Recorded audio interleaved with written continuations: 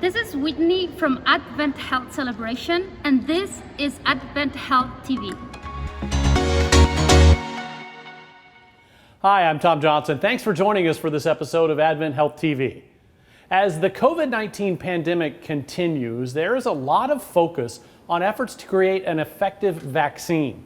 AdventHealth is in the thick of those efforts right now. On the most recent AdventHealth morning briefing, we talked about vaccine trials with AdventHealth's Chief Scientific Officer, Dr. Steve Smith. We'll take several more months until we get enough preliminary data to say, does it work? Is it safe? Okay. I'd expect that sometime in the first quarter of 2021. The trial's enrolling well.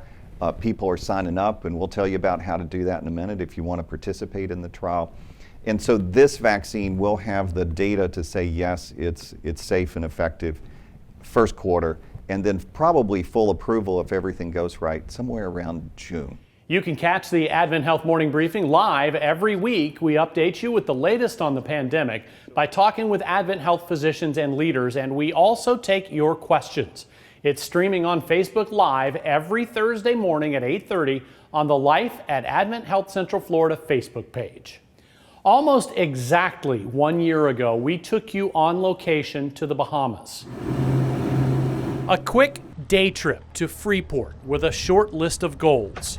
We were in Freeport at Rand Memorial Hospital. It was not long after Hurricane Dorian devastated the island nation.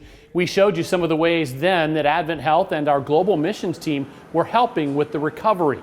We want you to know that we are continuing those efforts now. We donated the 24 hospital beds you see here. They are in use at Princess Margaret Hospital in Nassau. The beds now give the facility additional capacity to deal with the COVID-19 pandemic. We just thought you'd want to know and see how we continue extending the healing ministry of Christ even beyond our borders. We've talked many times about the changes forced by the COVID-19 pandemic. You can find those changes in pretty much everything we do, including up in the air with our Flight 1 medical helicopter. COVID-19 changed a lot about how we extend the healing ministry of Christ, including how AdventHealth's medical helicopter Flight 1 operates. Respiratory therapist John Inkrot. It has presented some challenges to us in how we manage these patients on mechanical ventilators. Everything looking good there?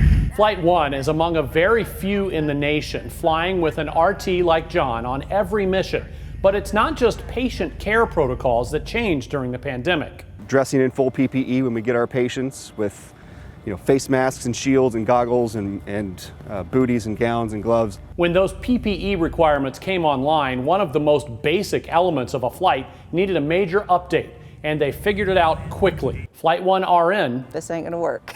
Carrie Antelek. Well, I guess the biggest problem was communication with all the masks that we are required to wear. It was a problem for us to wear the North mask and to communicate with our pilots and our dispatch. You put the microphone for the helmet up next to this exhalation valve and yell at the top of your lungs, and that really didn't work for a lot of people. So Flight 1 leaders came up with a solution, a special new mask. Microphone inside them, and our comm cord plugs right into the front. So it's as if we have our headset on. I mean, that really helped too. And because Flight 1 flies COVID-19 patients, the entire helicopter goes through a decontamination process after every single mission, keeping everyone from patients to clinical crew to pilot safe. A whirlwind of things to learn.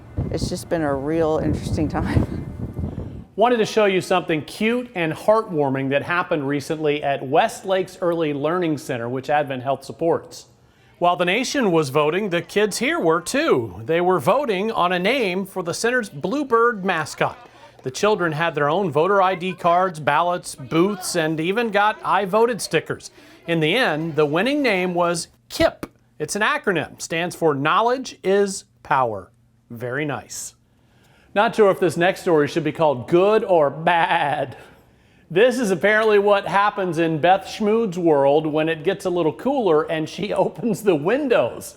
Beth is one of our patient financial services executive directors. The goats, however, are not on the payroll, at least not that we know of. So many of you are working from home these days, and we want to see your setup too. Share your pics and videos with us by emailing them to AdventHealth TV at AdventHealth.com. Until next time, stay healthy and feel whole.